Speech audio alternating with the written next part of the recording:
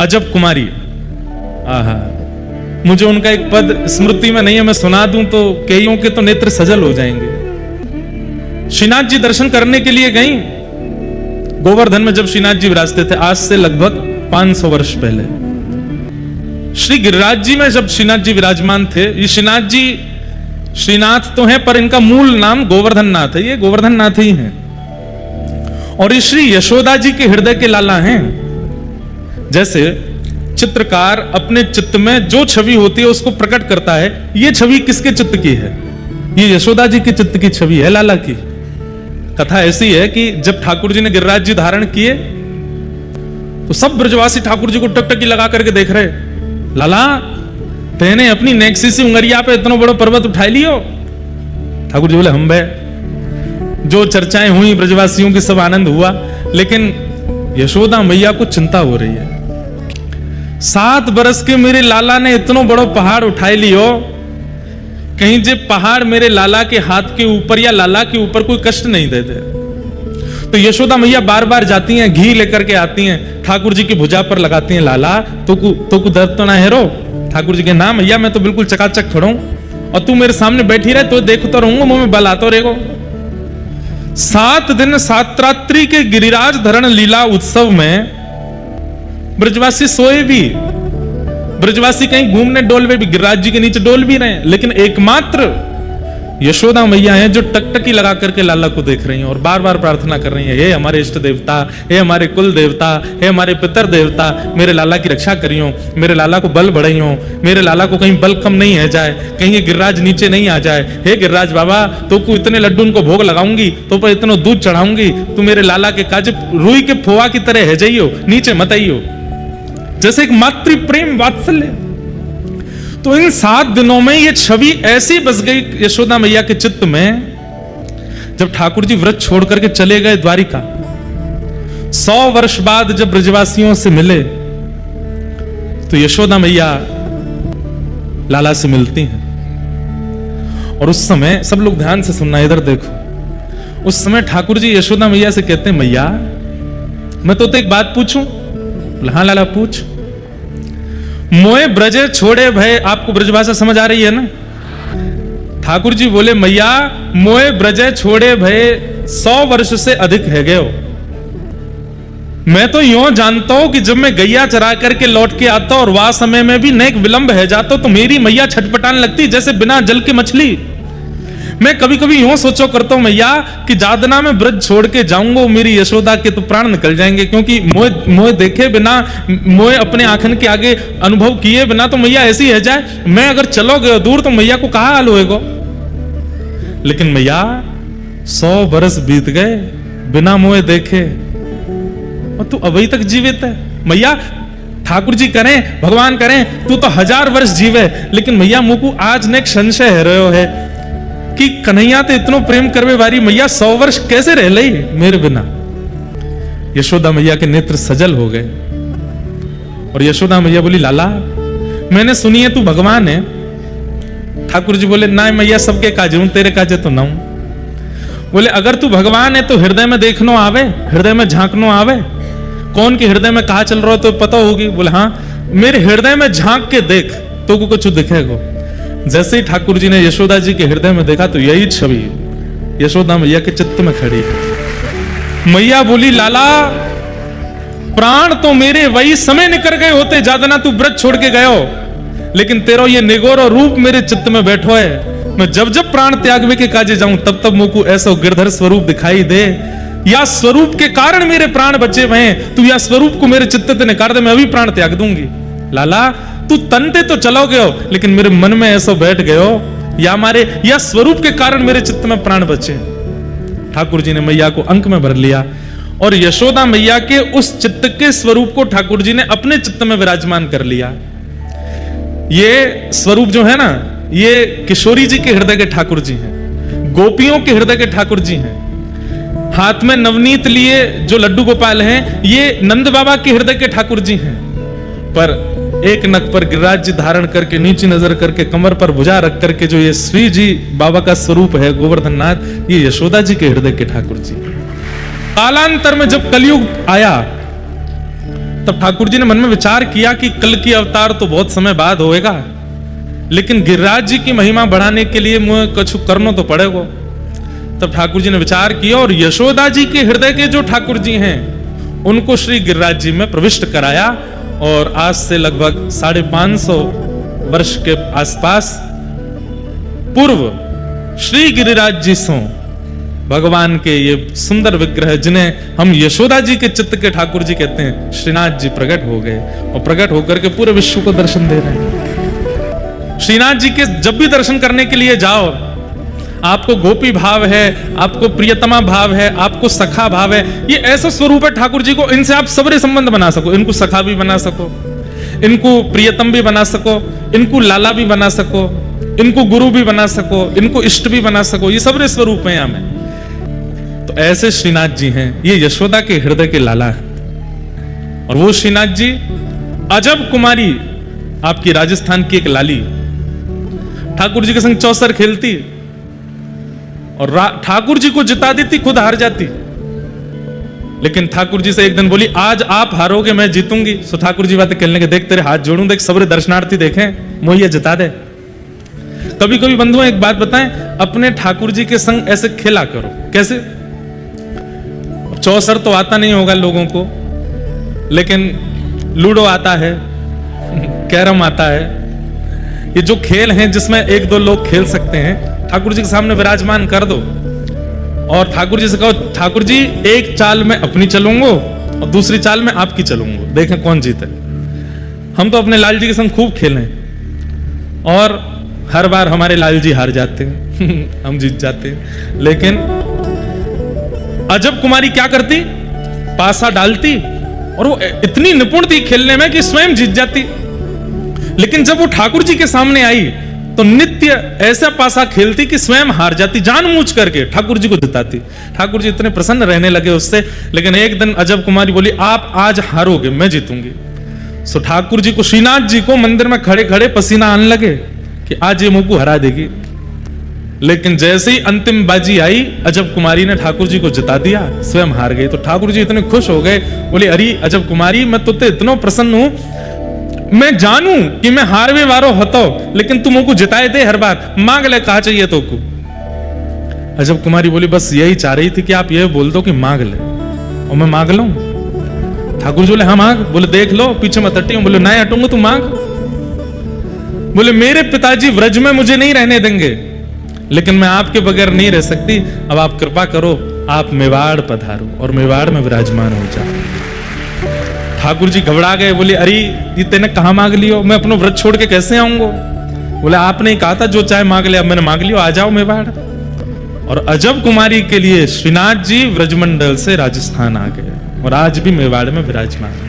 कथा तो बहुत लंबी है। जोधपुर भी गए थे, जोधपुर के राजा ने आश्रय देने से मना कर दिया था। यहां मुगल आक्रमण कर रहे थे, मंदिरों को तोड़ रहे थे, तो ठाकुर जी ने आज्ञा करी, मुझको लेके चलो।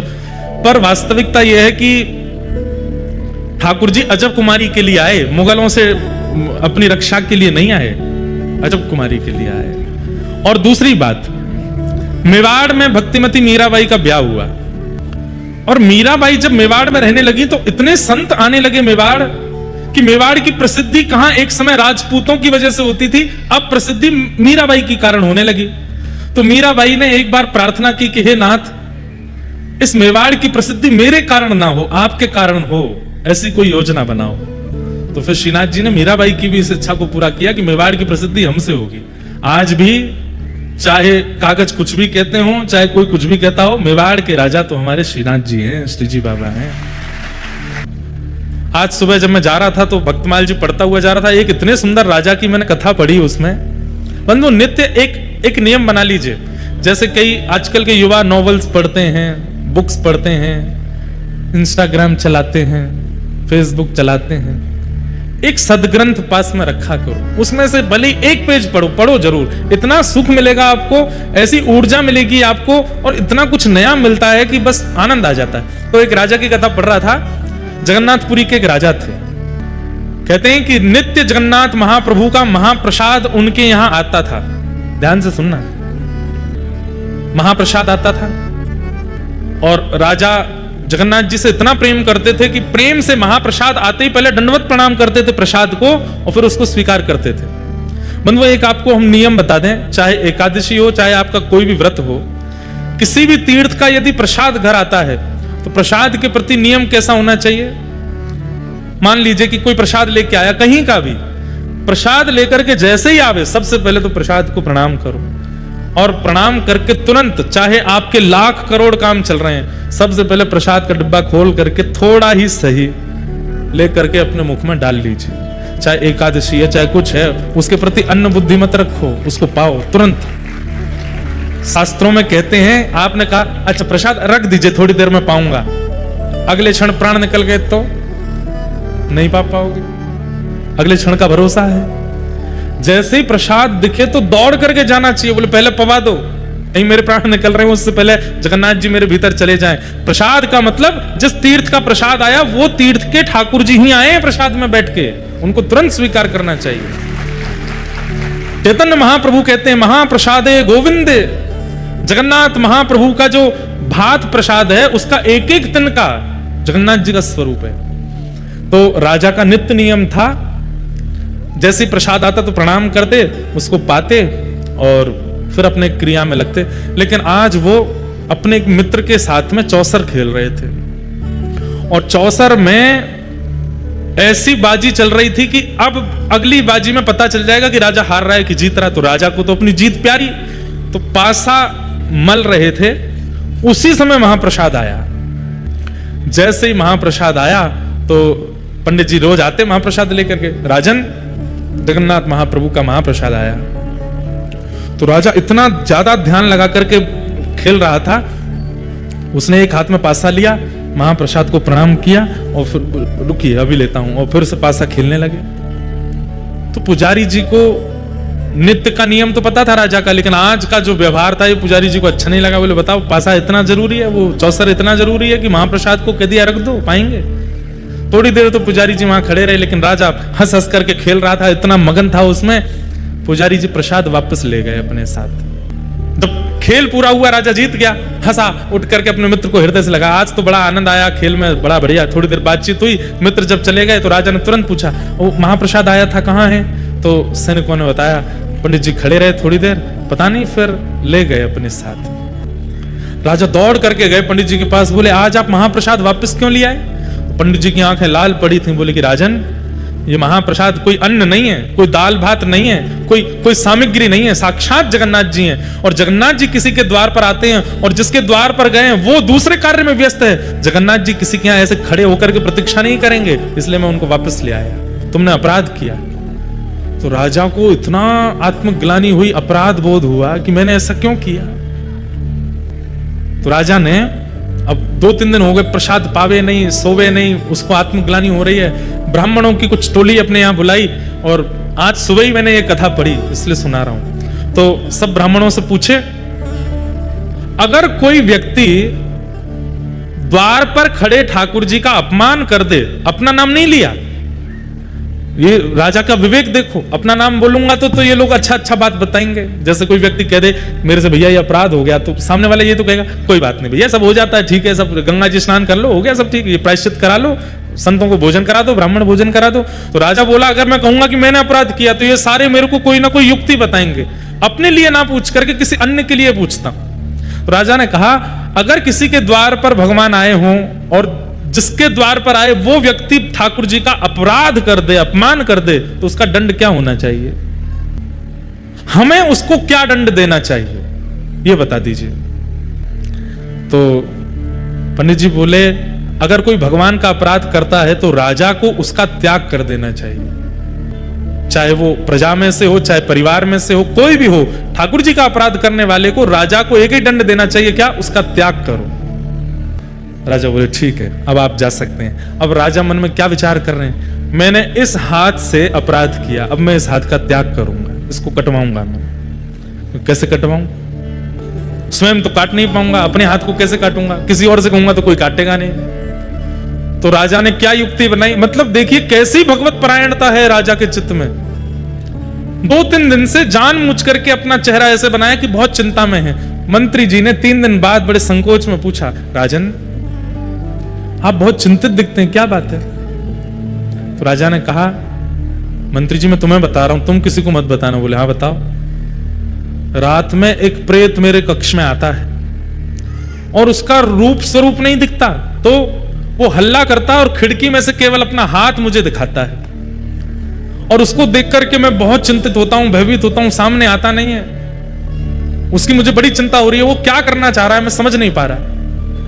मंत्री बोले आप इतनी सी बात, आप चिंता मत करिए। बोले तो हमारी कुल देवी हैं, उनका खड़ग मैं लेकर के आऊंगा, उस खड़ग की नित्य पूजा होती है, और उस खड़ग को लेकर के मैं आपके कक्ष में सो जाऊंगा। आज रात में जैसे ही वो प्रेत अपना हाथ दिखाएगा मैं उसका हाथ काट दूंगा। राजा बोले हाँ ठीक है, तुम ये काम कर देना। मंत्री जी नीचे सो गए। राजा चुपचाप उठ करके गए, बाहर जाकर के खिड़की में से हल्ला करके जैसे ही अपना हाथ अंदर किया, मंत्री जी ने खड़ग उठा करके हाथ काट दिया। रक्त की पिचकारी निकलने लगी, लेकिन राजा तो प्रेमाश्रुओं से रो रहा था, आनंद कर रहा था। मंत्री जी ने उठ करके देखा, बोले अरे ये कोई प्रेत नहीं है, तो हमारे राजा साहब हैं। चरणों में गिर गया, बोले भगवान आपने ऐसा क्यों किया? तो बोले इस हाथ ने ठाकुर जी के प्रसाद का अपराध किया, इस हाथ का मैं कैसे अपने पास रख सकता हूं, इसलिए इसका त्याग करना था, इसलिए मैंने कटवा दिया। महाप्रभु जगन्नाथ मंदिर में खड़े खड़े व्याकुल हो गए राजा की इस दशा पर। तुरंत अपने पुजारी जी को कहा कि सुनो, अभी इसी वक्त उस राजा को लेकर के आओ। राजा के पास गए तो हाथ कटा हुआ है, मल्लम पट्टी लगा रखी थी। मंदिर बोले ठाकुर जी ने स्वप्नादेश किया है, आपको बुलाया मंदिर में। ठाकुर जी के सामने गए तो महाप्रभु जगन्नाथ जी अपनी ब्रह्म वेदी पर ऐसे झूम रहे थे। राजा बोले नाथ, आज मुझे लगता है कि मेरी सेवा पूर्ण हो गई। बोले क्यों? जैसे मेरे महाप्रभु के हाथ हैं, आज मेरा हाथ भी वैसा ही हो गया है। आपकी भुजा नहीं है, मेरी भी भुजा नहीं है, मैं भी वैसा ही हो गया हूं। लेकिन नाथ मैं आपको प्रणाम करता हूं। जैसे ही ठाकुर जी के सामने दंडवत किया, राजा का वह हाथ पुनः प्रकट हो गया। ठाकुर जी बोले मैं तुमसे बहुत प्रसन्न हूं, तुम्हारी इस भगवत परायणता पर मैं इतना प्रसन्न हूं, आज के बाद ऐसा कुछ मत करना, क्योंकि तुम्हारे चित्त में जो प्रेम मेरे प्रति है वो अद्भुत है। एक राजा थे, उनका नाम था कुलशेखर। क्या नाम था? कुलशेखर। उनका नियम था कि वो राम कथा सुनते थे नित्य, पर राम कथा में सीता जी का हरण का प्रसंग जब भी आता था कथा में, उनकी आंखें लाल पड़ जाती थी, मुख लाल पड़ जाता था, और तलवार अपनी ढूंढने लगते थे, धनुष बाण कहां है ढूंढने लगते थे। तो पंडित जी समझ गए कि भाई इनके सामने सीता हरण की कथा नहीं कहनी है।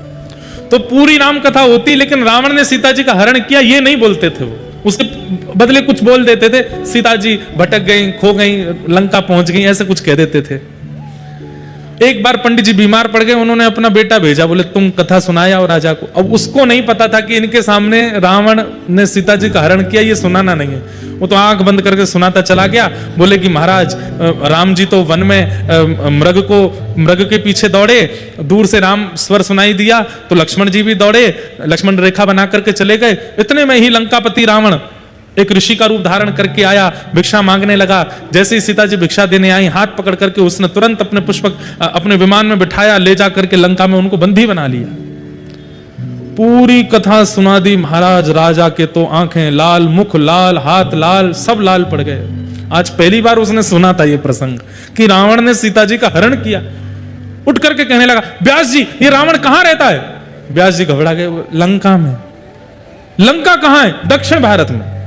तुरंत अपने सेनापति को बुलाया, अपने सब, अब कलिकाल में, और बोला इसी वक्त हमारी जितनी सेना है सबको तैनात करो, सबको धनुष बाण आदि सहित तैयार कर दो और निकल पड़ो दक्षिण की ओर। तो सेनापति पूछने लगे चढ़ाई कहां करनी है? वो लंका के ऊपर। सीता जी का हरण करके ले गया रावण, उसका वध करके आएंगे। अब वो पंडित जी घबराए, बोल अरे महाराज वो तो, पंडित जी आप बैठे रहो, आपकी दक्षिणा मिलेगी पूरी पूरी, पहले सीता जी को लेके आऊं मैं। कहते हैं कोसों दूर तक तो कुलशेखर राजा अपनी सेना लेकर के चला गया।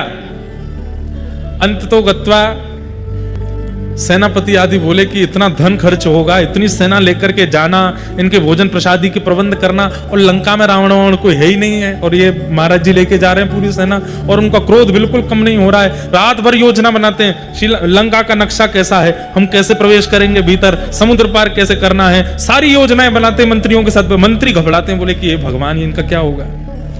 रात भर मंत्रियों ने बैठ के राम जी से प्रार्थना करी, हे राघव जी अब आप ही हमें बचाओ। 4-5 दिन की यात्रा जब हो गई, राजा तो पूरे आवेश में लंका की ओर दौड़ रहा है, तभी बीच मार्ग पर देखते हैं आहा प्रभु श्री राम साक्षात प्रकट हो गए बीच मार्ग में, और मार्ग में प्रकट होकर के बोले राजा रुक जाओ रुक जाओ रुक जाओ। कमल नयन नील स्वरूप ठाकुर जी का, और तभी थोड़ी देर में देखते हैं कि गोरे गोरे वदन के श्री लक्ष्मण जी भी आ गए, और तभी थोड़ी देर में देखते हैं कि आहा तप्त कांचन गौरांगी श्री जानकी जी भी आ गई। राजा चरणों में गिर गया, बोले आप कौन हैं प्रभु? बोले हम वही हैं जिनकी कथा तुम सुनते हो। अरे आप राम जी हैं? बोले हाँ। जानकी जी आप सुरक्षित हैं? मैं तो अभी लंका जा रहा था रावण के ऊपर चढ़ाई करने के लिए। बोले हम इसीलिए बताने आए कि युद्ध पूरा हो गया है, रावण को हमने मार दिया। मार दिया आपने? बोला बढ़िया किया आपने मारा, नहीं तो मुझे मारना पड़ता जाके।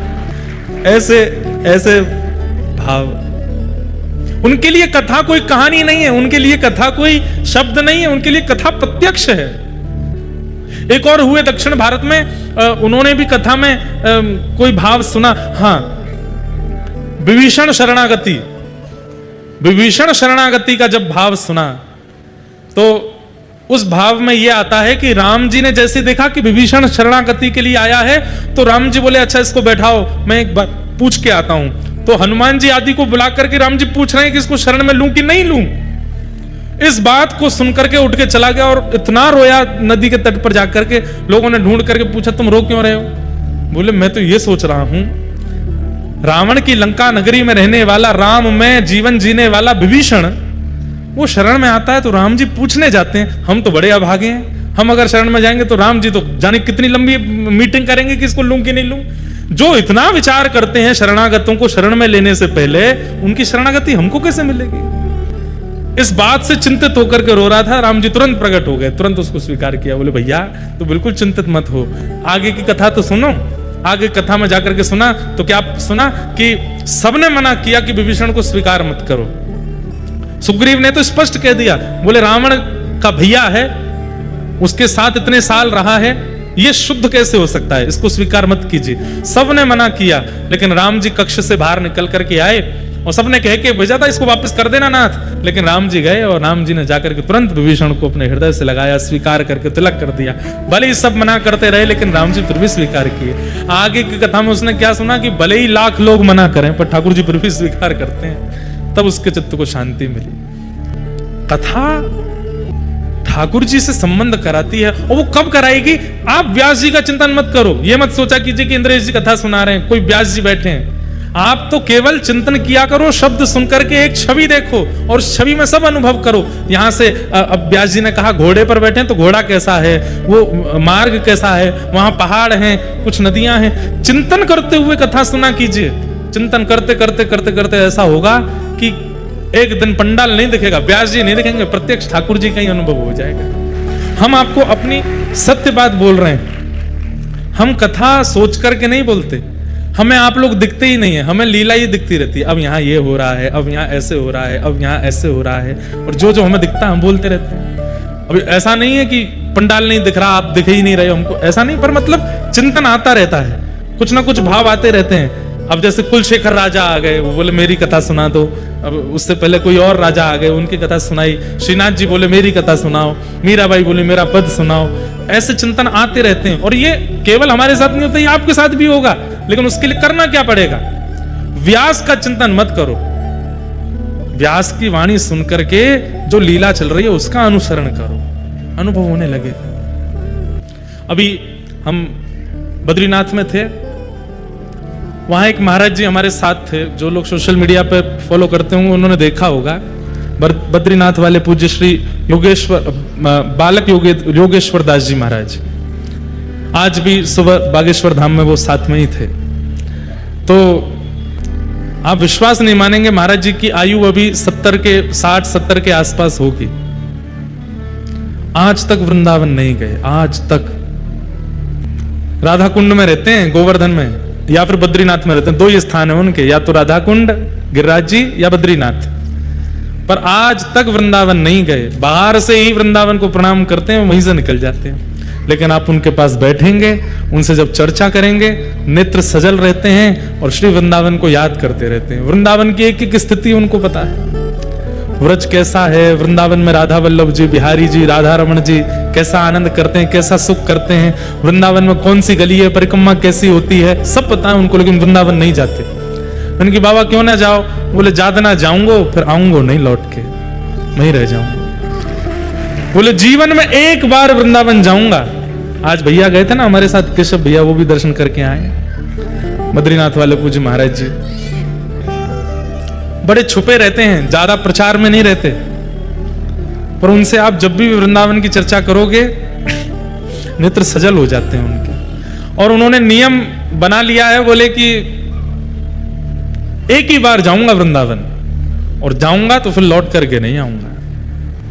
मतलब कहने का अभिप्राय है कि वृंदावन में ही विलीन हो जाऊंगा, फिर वहां से निकलूंगा नहीं बाहर। और प्रतीक्षा कर रहे हैं, बोले कि बस कौन सा दिन आ जाए। अभी कुछ दिन पहले मेरे को फोन किए, बोले महाराज जी केली कुंज वाले प्रेमानंद जी महाराज जी को बोल दीजिए ना, उनकी संसार को बहुत जरूरत है, किडनी की हम व्यवस्था करा दें, हम अपनी दे देंगे, वो रहे, श्री जी आज्ञा करें। श्री जी बात करती हैं, श्री जी कह रही हैं। मैंने महाराज जी आप आ जाओ वृंदावन, एक दिन ले चलूंगा महाराज जी के पास, जब होऊंगा दर्शन करें आना। बोले तो हंसने लगे, बोले हम तो वृंदावन आते नहीं हैं, हम तो वृंदावन जाते नहीं हैं। मैंने कि वो दिन कब आएगा? बोले कि बस जिस दिन आएगा वो अंतिम दिन ही होगा, जिस दिन हम वृंदावन जाएंगे। ऐसे अद्भुत महात्मा हैं। असली ब्रजवासी वो हैं, तन से भले ही वृंदावन नहीं जाते, पर मन से पूरे समय वृंदावन में रहते हैं। भक्तिमती मीराबाई 52 वर्ष की आयु में वृंदावन गई। कितने वर्ष की आयु में? आधा जीवन व्यतीत करने के बाद। संख्या हो सकता है ऊपर नीचे होगी, पर मुझे इतना पता है कि अपनी युवावस्था के बाद भक्तिमती मीराबाई वृंदावन गई। वो तो सदा युवा ही थी, सदा बालिका जैसी ही लगती थी, तो संसार के विकार तो थे नहीं उनमें। इतने वर्षों तक वृंदावन नहीं गई, पर उनको जिसने देखा, उनको जिसने सुना, उनको जिसने अनुभव किया, मीराबाई जिसके सामने पहुंच गई, उसका वृंदावन वहीं प्रकट हो गया, जबकि स्वयं वृंदावन नहीं गई इतने वर्षों तक। इसका मतलब क्या है? व्रज वृंदावन स्थूल रूप में यहां से 7 घंटे की दूरी पर है, पर यदि व्यक्ति अपनी चित्त वृत्ति को ऐसा बना ले तो वह वृंदावन सचल बनकर के चित्त में आ जाता है। और फिर आसपास का औरा, उसके आसपास की स्थिति, उसकी विचारधारा, भावनाएं, चर्चाएं सब वृंदावन बन जाती और वृंदावन युक्त हो जाता है। तो किशोरी जी से यह प्रार्थना शरीर के लिए नहीं है कि जग जंजाल छुड़ाए वास वृंदावन को दीजो, वास बरसाने को दीजो। किशोरी जी से प्रार्थना है मन के जग जंजाल छूट जाएं। कई लोग तन से सब छोड़ देते हैं, तन से स्त्रियों को देखेंगे भी नहीं, पर मन में पता नहीं क्या क्या चलता रहता है। तन से ब्रह्मचारी बने घूमते हैं, पर मन में पता नहीं क्या क्या चलता है। तन से मौन रहेंगे, पर मन में एक मौनी बाबा है, 24 वर्षों से मौन, आज तक बोले नहीं, लेकिन उनके आसपास सेवक जब कुछ गलती कर देते हैं तो कागज पेन उठाते हैं, उसमें गाली लिखते हैं, और गाली लिख करके पर्चा पर सेवक पढ़ता है, बोले ये तुझे ऐसे मौन का क्या फायदा? तन से हम बहुत कुछ छोड़ देते हैं, पर जग जंजाल मन में बहुत लगे, मन से छूटे। एक उड़िया बाबा संत हुए हमारे व्रज में, उस शरीर से कहीं भी रहते थे, पर उनसे पूछो बाबा ठीक हो आप?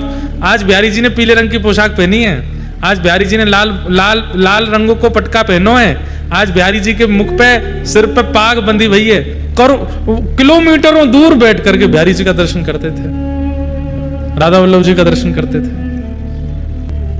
सुबह बागेश्वर वाले महाराज जी और हम बैठे तो दोनों बात कर रहे थे। वो बता रहे थे, बोले भैया एक बार हम बद्रीनाथ वहां गए, केदारनाथ, तो बोले तब इतनी प्रसिद्धि नहीं थी, पैदल ही गए नीचे से। तो बोले बीच रास्ते में लगते हैं 1-1.5 दिन लग जाता है पहुंचने में ऊपर। तो बोले साथ में जो थे वो तो आगे निकल गए, मैं थोड़ा पीछे रह गया। तो एक महात्मा आए मेरे बगल में, मैंने कहा अच्छा फिर? वो महात्मा बोले थक गए होगे बालक, आओ चलो मेरी कुटिया पे बैठो। तो छोटी छोटी पगडंडी है केदारनाथ की, अब तो बढ़िया बन गई। बोले वो ले गए मुझे अपने मंदिर में, हनुमान जी का मंदिर। संत जनों से इसलिए मिलने में सुख मिलता है, उनसे ऐसी अद्भुत अद्भुत बातें, ऐसे अद्भुत अद्भुत चमत्कार, ऐसे चमत्कार नहीं कहेंगे, भगवत कृपा। बोले फिर?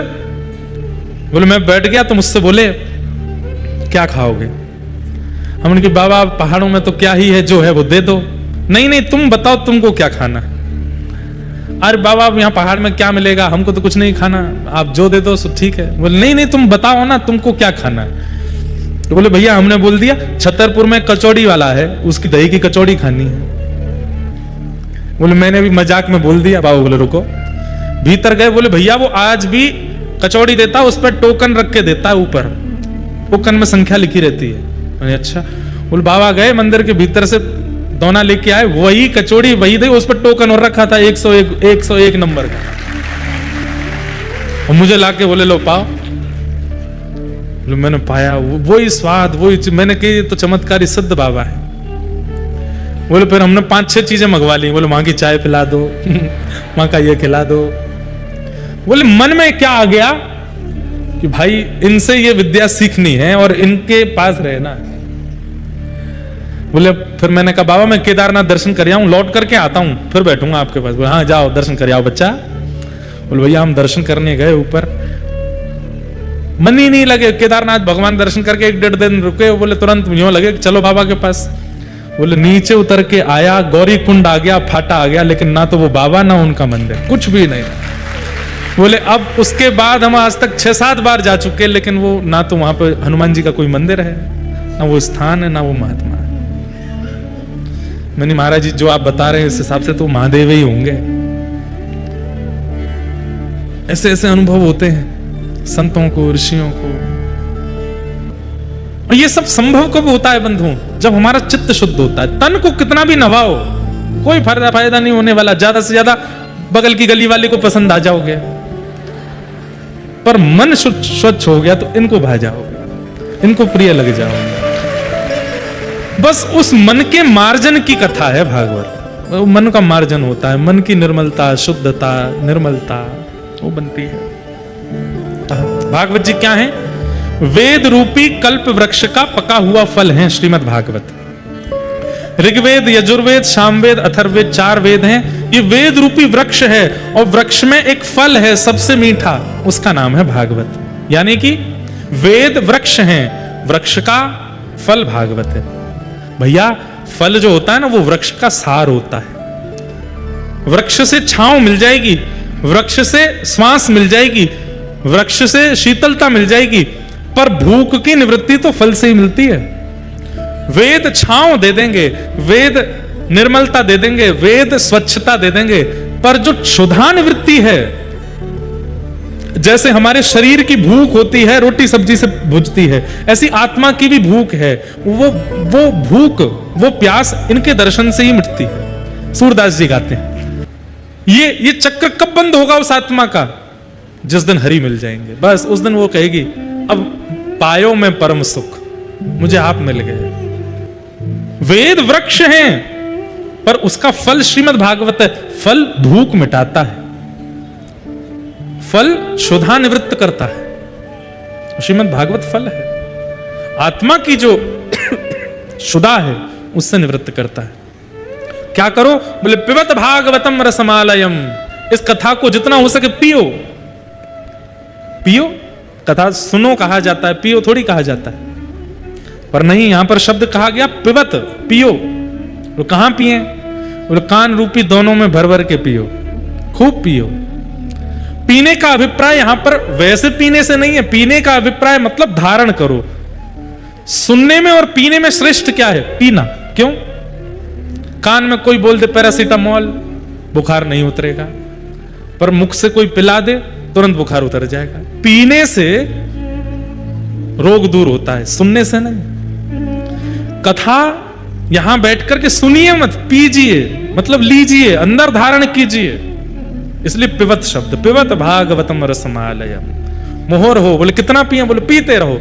कोटा में पी रहे हैं, अब इसके बाद बोले जहां तुम्हारा इसके बाद यहां कथा पूरी होगी, गुजरात में शुरू होगी ऊंझा, वहां जाओ, वहां पियो, वहां पूरी हो जाएगी। फिर लुधियाना में 2 दिन की है, वहां पियो, वहां पूरी हो जाएगी। फिर कटनी आ जाओ, मध्य प्रदेश, वहां 3 दिन की, वहां पूरी होगी। फिर सागर आ जाओ, सागर में पूरी होगी। फिर बंबई में, बंबई आ जाओ, उसके बाद बड़ोदरा आ जाओ, फिर उसके बाद बरसाना में लाल जी का उत्सव, वहां आ जाओ। पीते रहो, सुनते रहो। जब जब मिले कथा से कभी ऊबिए मत। एक बात हम आपको बोलते हैं बंधुओं, जरूरी नहीं आप 3 घंटा रोज सुनो, पर 20 मिनट आधा घंटा रोज कथा सुना कीजिए।